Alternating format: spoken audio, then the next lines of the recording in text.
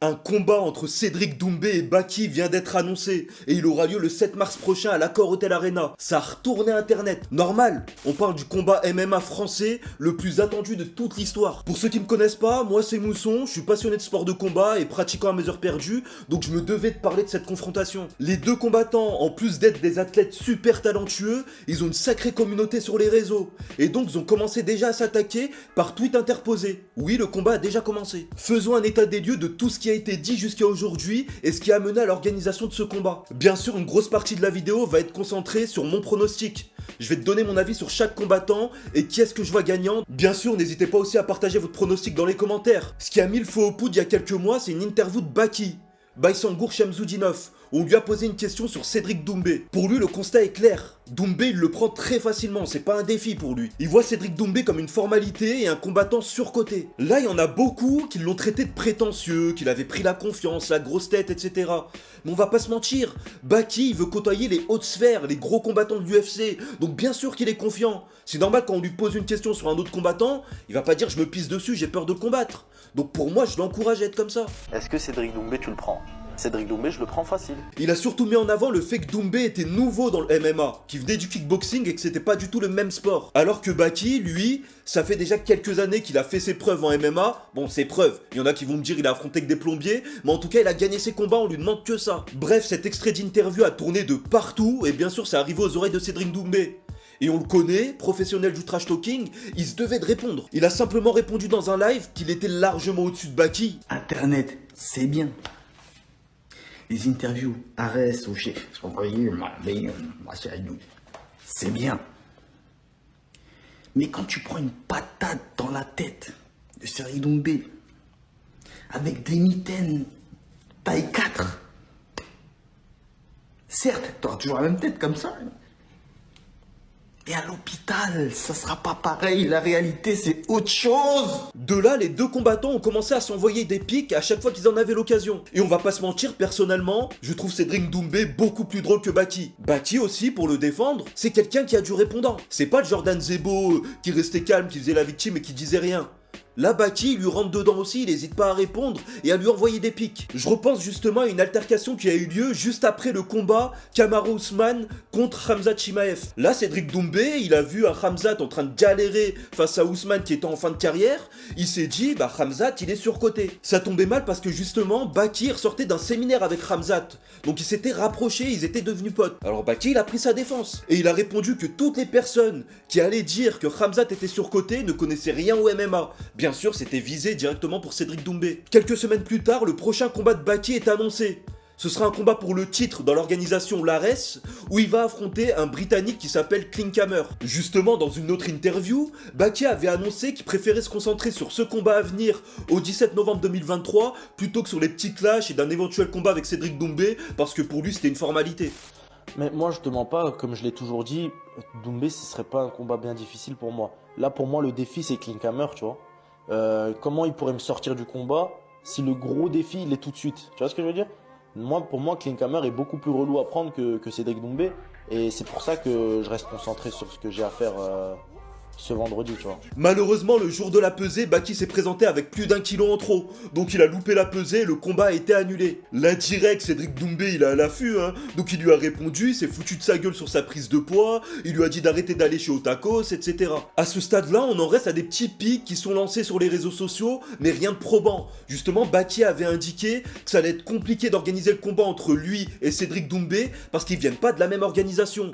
Pour rappel, Cédric Doumbé est engagé auprès du PFL et Baki auprès de l'Ares. Maintenant, il restait ouvert, lui il voulait le combat, Cédric Doumbé aussi, il fallait juste trouver un arrangement entre les deux organisations. Et bah écoutez, cet arrangement a été trouvé vraisemblablement, parce que le combat a été annoncé pour le 7 mars prochain à l'Accor Hotel Arena. Cédric Doumbé a annoncé le combat de la meilleure des manières, en mettant une fiche géante en plein Paris et en annonçant le nom de son futur adversaire. Il a fait un coup de com' de génie, on peut pas lui enlever le fait qu'au niveau marketing, il est trop fort. Dès l'ouverture de la billetterie, tout le monde s'est rué pour prendre sa place et en 20 minutes, tout était sold out. Bien sûr, derrière, Baki se devait de répondre, hein, maintenant qu'il était dedans à 100%, et il a indiqué qu'il allait envoyer Doumbé à la retraite. tout simplement. Depuis cette annonce officielle, les deux continuent à s'envoyer des pics sur leurs stories, sur Instagram, Twitter, etc. Ce qui fait plaisir aujourd'hui, c'est que Doumbé a un adversaire qui a la tête froide, quelqu'un qui peut encaisser toutes les piques et surtout qui répond. Maintenant passons à la deuxième partie de cette vidéo, mon pronostic pour ce futur combat. Je suis pas un expert en sport de combat, hein, mais il y a vraiment une opposition de style.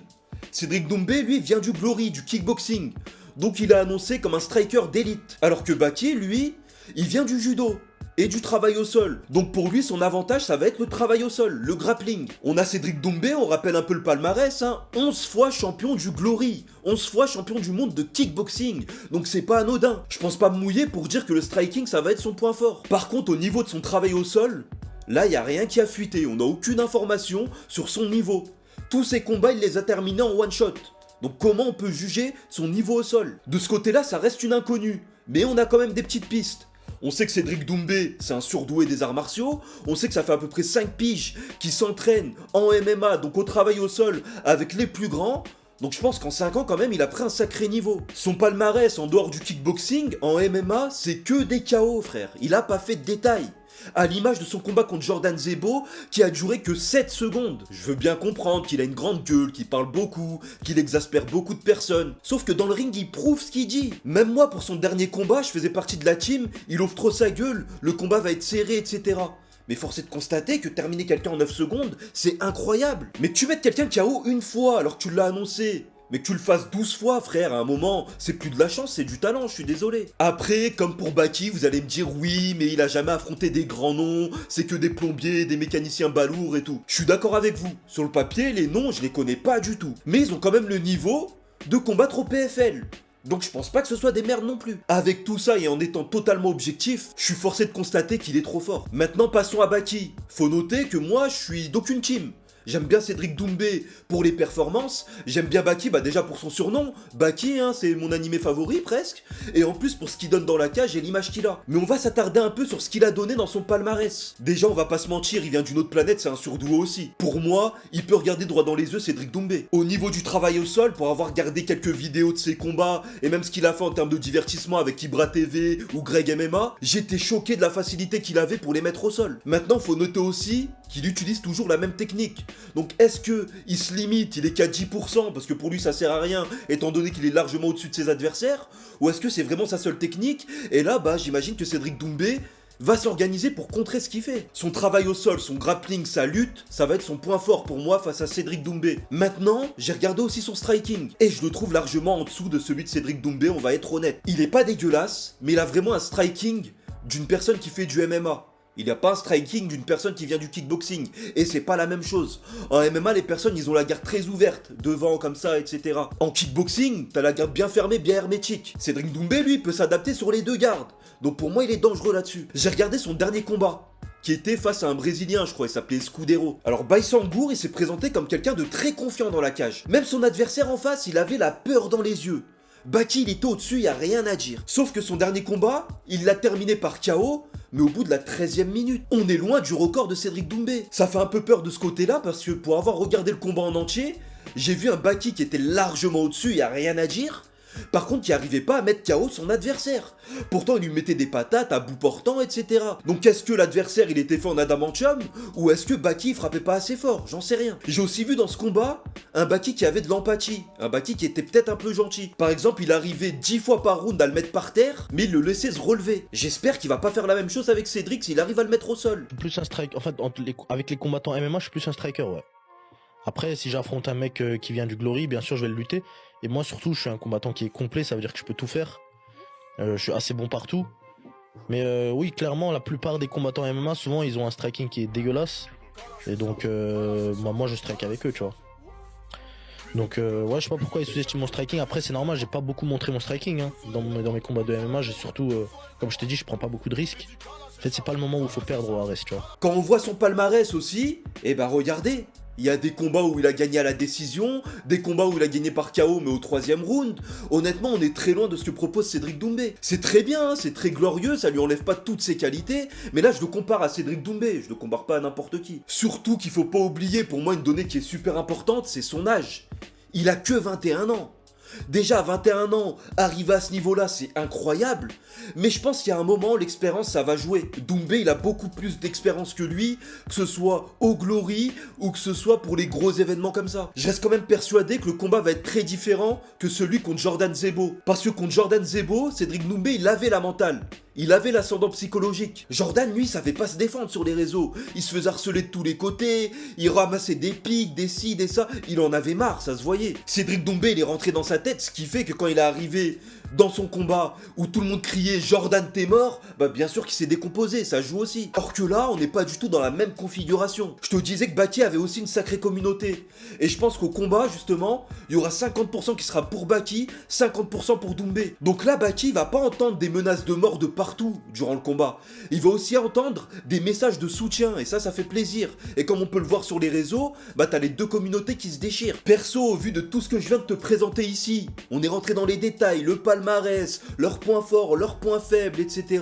Pour moi, je pense que Cédric Doumbé va gagner le combat. Après, je ne pense pas que ce sera aussi facile que contre Jordan Zebo, mais en tout cas, factuellement parlant, sur l'affiche, il est au-dessus. Dites-moi encore une fois ce que vous en pensez dans les commentaires. Dites-moi si ce type de vidéo vous plaît, on pourra en faire d'autres. Parce que bien sûr, je vais suivre ce qui se dit au niveau de leur clash. Et on pourra justement faire un nouvel état des lieux. Ce qui sera intéressant aussi pour des prochaines vidéos, c'est de réagir à leurs combats. Si ça vous intéresse, n'hésitez pas à me donner le nom de certains combats qui sont intéressants à regarder, à commenter. Et on pourra le faire en vidéo aussi. Bref, c'était Mousson, on arrive à la fin de cette vidéo. J'espère qu'elle t'a plu. Si c'est le cas, comme d'habitude, tu likes, tu commentes, etc.